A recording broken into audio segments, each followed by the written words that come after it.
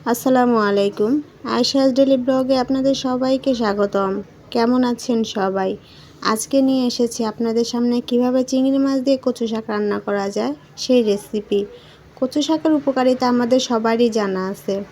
বন্ধুরা, আমার এই চ্যানেলে যারা নতুন তারা অবশ্যই আমার চ্যানেলটি সাবস্ক্রাইব করে দেবেন এবং পরবর্তী ভিডিও সবার আগে আপনার সামনে পৌঁছে যেতে বেল আইকনটি ক্লিক করে রাখবেন।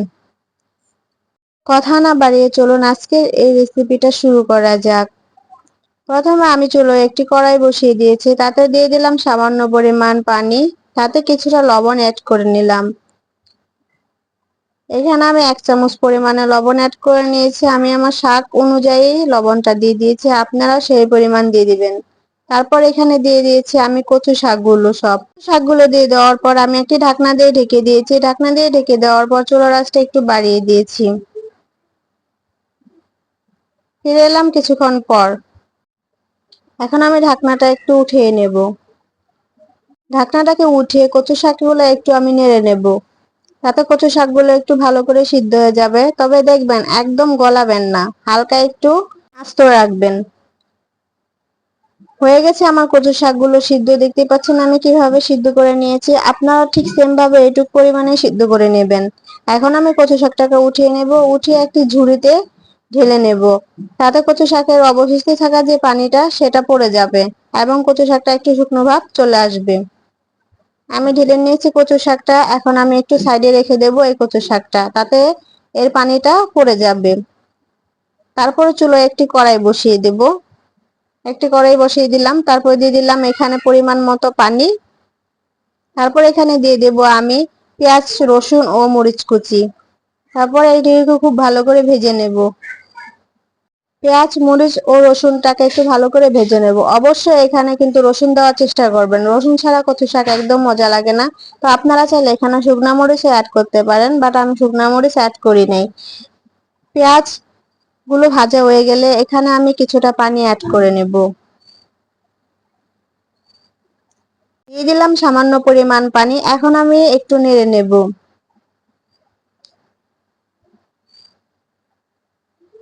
পানিটা অ্যাড করার পর একটু ভালো করে নেড়ে নেব। নেড়ে নেওয়ার পর এখন আমি এখানে দিয়ে দেব 1/2 চামচ পরিমাণের হলুদ গুঁড়ো। এখানে চাইলে কিন্তু আপনারা মরিচ গুঁড়োটা আগে দিতে পারেন, কিন্তু না, মরিচ গুঁড়োটা আমি পরে দিয়ে দিব। দিয়ে দিয়েছি 1/2 চামচ পরিমাণ হলুদ গুঁড়ো। এখন আমি আবার একটু ভালো করে নেড়ে নেব, তাতে হলুদের এই গন্ধ ভাবটা চলে যাবে। কিছুক্ষণ নাড়ার পর এখন এখানে আমি দিয়ে দেব চিংড়ি মাছগুলো। চিংড়ি মাছগুলো সাধারণত আমি ছোট মাছ নিয়ে নিয়েছি, আপনারা চাইলে বড় মাছও নিতে পারেন। দিয়ে দিলাম আমি চিংড়ি মাছগুলো দিয়ে দেওয়ার পর একটু ভালো করে নেড়ে নিচ্ছি।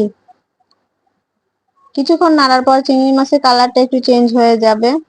এগুলো দেশি চিংড়ি, সেই কারণে লাল হবে না, একটু হলুদ ভাবেই থেকে যাবে।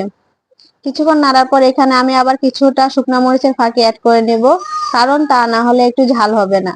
কারণ এখানে আমি শুকনো মরিচটা দেইনি, সেই কারণে আমি কিছুটা শুকনো মরিচের ফাঁকি দিয়ে দিয়েছি। আপনারা চাইলে শুকনো মরিচটা দিলে শুকনো মরিচের ফাঁকিটা নাও দিতে পারেন।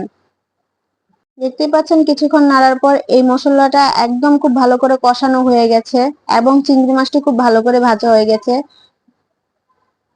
কিছুক্ষণ ভাজা হয়ে যাবার পর ভালো করে এখানে আমি দিয়ে দেব কচু শাকের পানি একদম শুকিয়ে গেছে, দেখতেই পাচ্ছেন পুরো পানিটা ঝরে গেছে। এখন আমি এটার সাথে খুব ভালো করে কচু শাকটা মিশিয়ে নেব।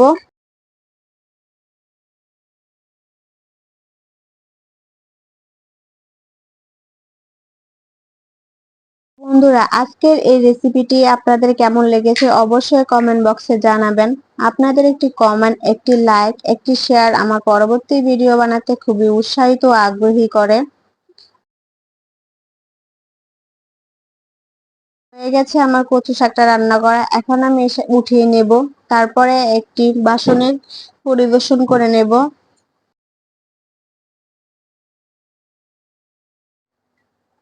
আপনারা যারা এখনো এইভাবে কচু শাক রান্না করে খান নাই, অবশ্যই রান্না করে খাবেন। এটি খুবই টেস্টি ও লোভনীয় একটি রান্না, আপনারা না খেলে বুঝতে পারবেন না। অবশ্যই আমার চ্যানেলটি সাবস্ক্রাইব করে দেবেন। আজকের মতো এটুকুই, আল্লাহ হাফেজ।